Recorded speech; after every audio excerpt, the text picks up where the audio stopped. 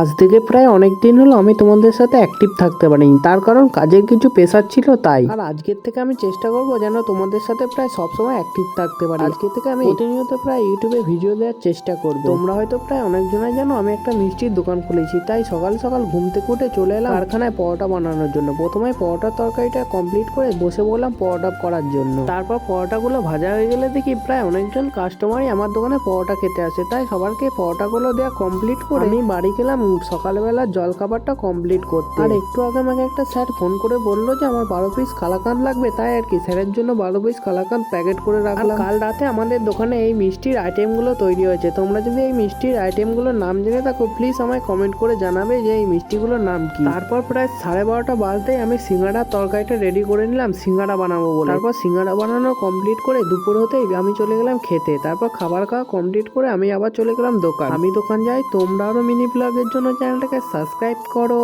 By.